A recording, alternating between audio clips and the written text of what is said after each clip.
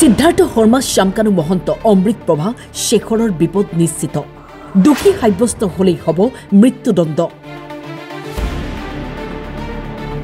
চাৰিজনৰ বিৰুদ্ধে BNSৰ 103 ধাৰা আৰোপ। শ্যামকানু মহন্ত, সিদ্ধাৰ্থ শৰ্মা, অমৃত প্ৰভা মহন্ত আৰু শেখৰজ্যোতি গোস্বামী। BNS নিশ্চিতভাৱে মাৰ্ডাৰৰ সংলগ্ন ধাৰা, অৰ্থাৎ মাৰ্ডাৰ কৰিলে যি ধাৰা সন্নিৱিষ্ট হ'ব লাগে সেই ধাৰাটো সন্নিৱিষ্ট কৰিছে আৰু তাৰ ট্ৰাইলৰ অন্তত যদি দোষী সাব্যস্ত হয় মৃত্যুদণ্ডৰে তেনে ব্যক্তি দণ্ডিত হ'ব পাৰে বা যাৱজ্জীৱন কাৰাদণ্ডৰে দণ্ডিত হ'ব পাৰে, লগতে ফাইনৰ বিধানো আছে।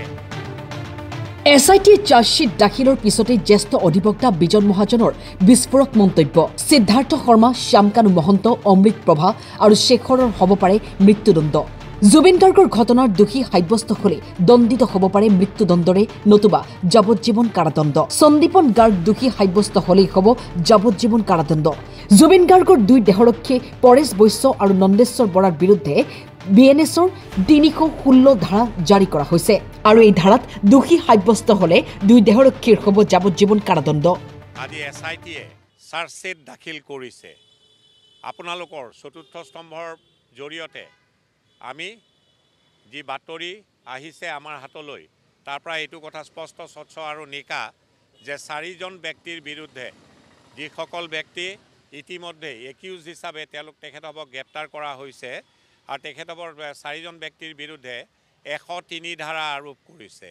103 BNSৰ ধাৰাটো তাহানিৰ IPC 302 IPC লেখীয়া, অৰ্থাৎ মাৰ্ডাৰৰ ধাৰা সন্নিৱিষ্ট কৰা হৈছে। সেই ব্যক্তিকেইজন হ'ল শ্যামকানু মহন্ত, সিদ্ধাৰ্থ শৰ্মা, অমৃত প্ৰভা মহন্ত আৰু শেখৰজ্যোতি গোস্বামী।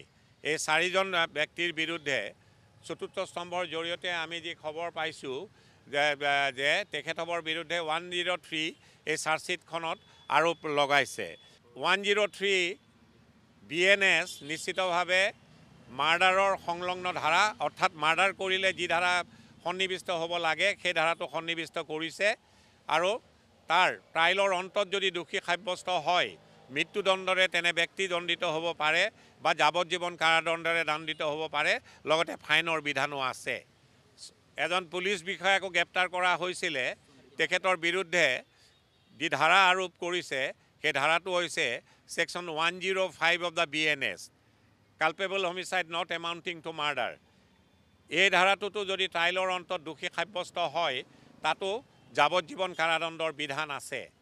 আৰু দুজন PSক গ্ৰেপ্তাৰ কৰা হৈছিলে।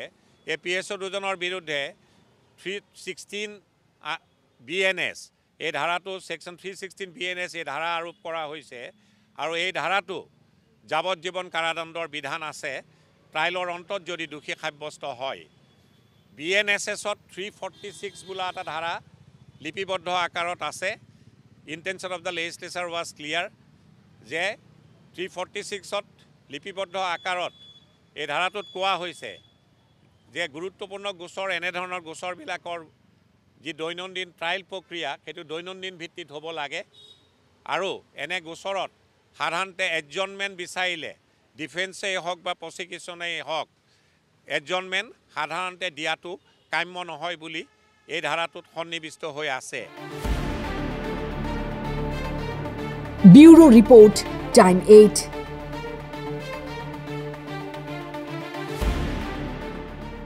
চাওক, যিহেতু এই চাৰ্জশ্বীটখন অতি বৃহৎকায় ইয়াত নিশ্চিতভাৱে প্ৰতিজন ভাৰতীয় নাগৰিকে চাৰ্জশ্বীটৰ প্ৰতিলিপিৰ বাবে আবেদন কৰিব পাৰাততো কোনো বাধা থাকিব নোৱাৰে। খালি বিধান আছে, যি বিধানৰ জৰিয়তে এই চাৰ্জশ্বীটৰ কপি ব্যক্তিয়ে বিচাৰিলে তেওঁক দিব পৰা যায় নে নাযায় তাৰ প্ৰতিলিপি এই বিধানত লিপিবদ্ধ আকাৰত আছে। Guwahati high court criminal rules and order তাত লিপিবদ্ধ আকাৰত আছে যে এজন ব্যক্তি তেওঁ যদি এই গোচৰটোৰ লগত কোনো সম্পৰ্কই নাই তেনেহ'লে তেওঁক কপি দিয়াৰ পৰা যি জুডিচিয়েল অফিচাৰৰ এখতিয়াৰৰ ভিতৰত এই কপি দিয়াৰ দায়িত্বটো আছে বা তেওঁ তাৰ তত্ত্বাৱধান কৰে। সাধাৰণতে এনে ব্যক্তিক কপি দিয়াৰ পৰা বাৰণ কৰা হয়, কিন্তু এনে ব্যক্তিয়েও কপি পাব পাৰে যদিহে তেওঁ গুড কজ বুলি Guwahati high court criminal rules and অৰ্ডাৰ্ছত লিপিবদ্ধ আকাৰত আছে। এজন ষ্ট্ৰেঞ্জাৰে যদি কপি বিচাৰে যদি তেওঁ গুড কজ দিব পাৰে তেওঁক with judicial application of mind এই কৰ্তৃত্বশীল বিষয়া জুডিচিয়েল অফিচাৰজনে যাৰ তত্বাৱধানত কপি দিয়া নিদিয়াৰ বিষয়বস্তুটো তেওঁৰ ওপৰত নিৰ্ভৰশীল হয় যিজন ব্যক্তিৰ ওপৰত তেখেতে কপি দিবলৈ বাধ্য হ'ব যদিহে গুড কজ তেনে ব্যক্তিয়ে ষ্ট্ৰেঞ্জাৰ টু দ্য প্ৰচিকিউশ্যন এই বিশেষ গোচৰটোৰ লগত যদি কোনো মানে যোগসূত্ৰ নাই তেনে ব্যক্তিয়ে বিচাৰিলেও যদি গুড কজ দিব পাৰে পোৱাৰ সম্ভাৱনা আছে ইমানেই ধন্যবাদ